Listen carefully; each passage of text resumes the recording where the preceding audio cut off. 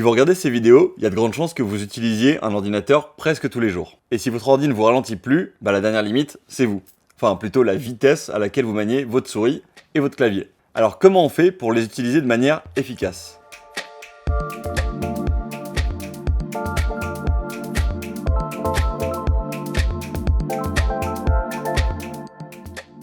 Pour la souris, c'est pas compliqué. Il faut d'abord bien sûr choisir le modèle adapté à vos besoins, mais la plupart des souris classiques font largement le travail. Bon, perso, moi j'utilise le pavé tactile d'Apple, le trackpad. Je suis super fan des raccourcis pour naviguer entre les bureaux ou sélectionner du texte juste en faisant glisser 3 ou 4 doigts. Ce que je voulais vous dire, c'est que le plus important, c'est d'accélérer la vitesse du pointeur de votre souris. Ça peut vous paraître hyper trivial, mais ça pourrait vous changer la vie. Si vous utilisez une vraie souris, positionnez la jauge de vitesse à 80 voire 100% pour les plus ambitieux. Au début, ça va vous paraître un peu hors de contrôle, mais après quelques minutes, je vous assure que vous pourrez plus jamais revenir en arrière. Et si vous utilisez un pavé tactile comme moi, la règle est super simple. Si vous parcourez la diagonale avec votre index, la flèche de la souris, elle doit au minimum parcourir la diagonale de l'écran. Sinon, vous risquez de devoir faire souvent plein de mouvements inutiles pour cliquer là où vous voulez. Mais là où il y a le plus de potentiel pour accélérer, c'est pas avec la souris, c'est avec le clavier. Bon, déjà, vous avez plusieurs configurations différentes pour la position des touches. Le plus commun, en tout cas en France, c'est bien sûr le AZERTY. Si les claviers sont en AZERTY et pas ABCDE, c'est parce qu'ils ont été étudiés pour que sur les premières machines à écrire, les lettres des mots les plus fréquemment utilisées en français soient le plus écartées possible. Et donc, que les tiges ne se coincent pas entre elles. Mais aujourd'hui, on n'a plus cette contrainte.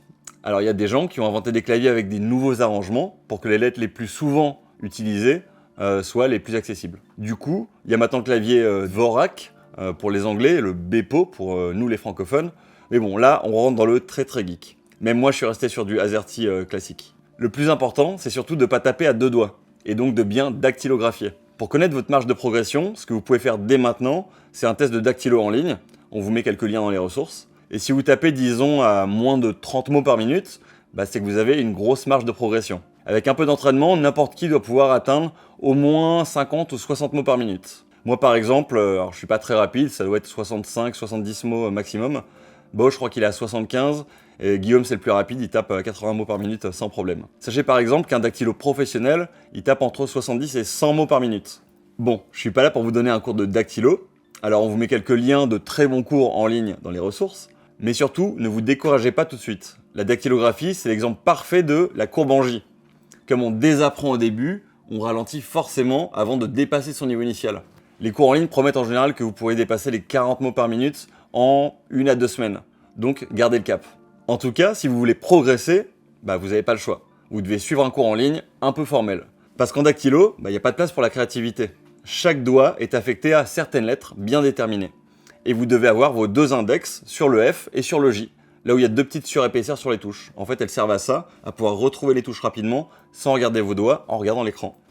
Alors si vous tentez quoi que ce soit d'autre, vous irez forcément moins vite. Et enfin, on ne peut pas éviter le sujet de tous les geeks de la productivité, les raccourcis clavier. Alors oui, il y a les basiques qui fonctionnent partout, comme copier, coller, annuler, tout sélectionner. Et il y a même CTRL-Y ou commande Y, qui est un de mes raccourcis préférés, qui lui répète une action. Et c'est assez utile, surtout quand on fait de la mise en page. Par exemple, on a mis du texte en rouge quelque part. Quand on resélectionne du texte, on fait CTRL-Y et ça le remet en rouge aussi, au lieu d'aller chercher à la souris le déroulant avec les couleurs. Alors je vais pas vous faire toute la liste ici, mais sachez juste qu'il y a forcément plein de raccourcis clavier hyper utiles que vous connaissez probablement pas.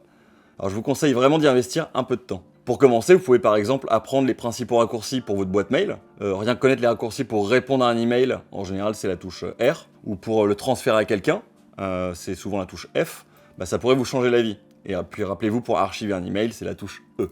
En tout cas, l'idée c'est de se demander quels sont les outils qu'on utilise le plus souvent et d'apprendre d'abord cela. Dans les ressources, on vous partage un petit jeu de raccourcis clavier en ligne qui va vous permettre de tester vos connaissances et votre rapidité. C'est en anglais, mais les raccourcis, c'est globalement les mêmes. Enfin, un dernier outil super pratique que je vous conseille d'utiliser dès maintenant, que moi j'utilise tous les jours, c'est ce qu'on appelle un gestionnaire de presse-papier. Alors d'habitude, vous savez, quand on copie quelque chose dans son presse-papier, ça écrase le texte précédent. Mais avec un gestionnaire de presse-papier, vous pouvez copier autant de textes que vous voulez, ils vont s'empiler, et ils sont tous sauvegardés, et vous pourrez ensuite du coup y accéder super facilement. Vous avez un historique de tout ce que vous avez copié, que ce soit des textes ou des images, et vous pouvez même y faire des recherches pour retrouver par exemple l'adresse d'un pote que vous avez copié il y a un mois et dont vous avez besoin à nouveau aujourd'hui. On vous met des liens vers les bons gestionnaires de presse-papier dans les ressources. Voilà, maintenant vous avez toute la théorie pour mieux utiliser votre clavier. Maintenant, ce qu'il vous faut, c'est vous entraîner et surtout ne pas abandonner.